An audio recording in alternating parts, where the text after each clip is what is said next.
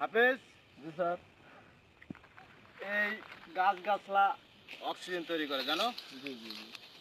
এই গাছগাছলা কেটে সব পরিষ্কার করে ফেলেছে, এই জন্য দেশের রোগ অনেক বেড়ে গেছে, মানুষ অসুস্থ হচ্ছে, মারা যাচ্ছে। তাহলে তোমাদের এই যে দায়িত্ব দেওয়া হয়েছে তার কি করেছো তোমরা? স্যার এটা একটা আপনার চমৎকার একটা প্রশ্ন, ঠিক আছে।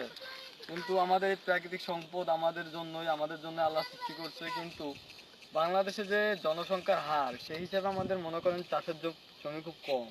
অনেকেই মনে করেন চাষে, এই যে পাহাড়ি অঞ্চলের লোকজন, এরা চাষ না করে, এদের চাষের কোনো জমি নেই, এরা কিভাবে চলবে? ওরা জানছে যে গাছপালা কাটলে, পাহাড় ধ্বংস করলে আমাদের দেশের ক্ষতি হচ্ছে, আমাদের প্রাকৃতিক সম্পদের ক্ষতি হচ্ছে, কিন্তু তাদের তো বেঁচে থাকতে হবে। আর বেঁচে থাকতে হলে জীবিকা নির্বাহের প্রয়োজন। যেভাবেই তারা জীবিকা অর্জন করার করবে, সেটা চুরি করে হোক, ডাকাতি করে হোক, আর সৎ পথে হোক। তো স্যার এদের এই পথ ছাড়া আর ওরা তো চুরি করছে না, ডাকাতি করছে না, তাদের বেঁচে থাকতে হবে, তাই তারা আজকে এই মনে করেন যে আমাদের প্রাকৃতিক সম্পদ, পাহাড় গাছপালা সব কেটে ফেলতেছে। কিন্তু এটা আমাদের দেশের সরকারের দেখা উচিত, তাদের আবাসস্থল তৈরি করে দেওয়া, তাদের কর্মসংস্থান যোগায় দেওয়া।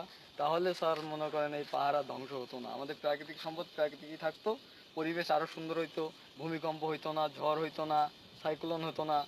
এই জন্য আর কি স্যার দেশের এই ক্ষয়ক্ষতি হচ্ছে। কিন্তু হাফেজ, তুমি কথা যা বলছো 50% শিওর, 50% আনশিওর। কারণ আইন কারণ নিজের হাতে তুলে নেওয়া কোনো অধিকার নেই। কিন্তু এই এলাকার লোকজন তাদের নিজেরা আইন হাতে তুলে নিচ্ছে, তারা দণ্ডনীয় অপরাধ করছে, এই জন্য তুমি অভিযোগ করো। না, এটা ঠিক আছে, আপনার প্রশ্ন এটাও ঠিক আছে, কিন্তু তাদের তো মনে করেন যে জীবিকা নির্বাহকে বেঁচে থাকতে হবে। এই যে সাগর আছে মনে করেন, ওখান থেকে কয়জন মানুষ মাছ ধরে খায়? অনেকের জাল কেনার ক্ষমতা নাই। মনে করেন ঠিক মতো ভাতই জোটে না, তারা জাল কিনবে কোথা থেকে? একটা জাল কিনতে গেলে 20-30 হাজার 50 হাজার টাকা লাগে।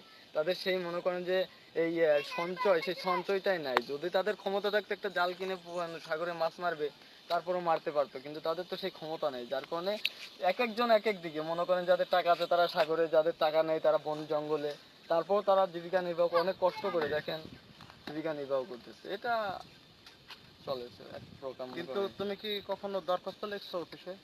না, এই বিষয়ে দরখাস্ত অনেকবারই করা হয়েছে, সরকারকে অনেকবারই আবেদন করছে, মানুষকে মনে করেন অনেক সাংবাদিক আইসা তাদের জীবিকা কিভাবে চলে না চলে খোঁজ খবর নিচ্ছে, কিন্তু এই বিষয়ে তো সরকার কোনো পদক্ষেপ নেয় না। যার কারণে মনে করেন, আর আপনি কতজন লোক দিয়ে কিভাবে ঠেকাবেন এই বন সম্পদ? এদিক থেকে ঠেকাইতেছেন, আরেক দিক থেকে করতেছে, আরেক দিক থেকে ঠেকাইতেছেন, আরেক দিক থেকে ধ্বংস করতেছে। এটা তো মনে করেন পুরো বাংলাদেশে মনে করেন যদি 18,000 পুলিশ থাকে। তুমি অনেক কথা বলছো, তুমি কি আমাকে শিখাচ্ছ নাকি?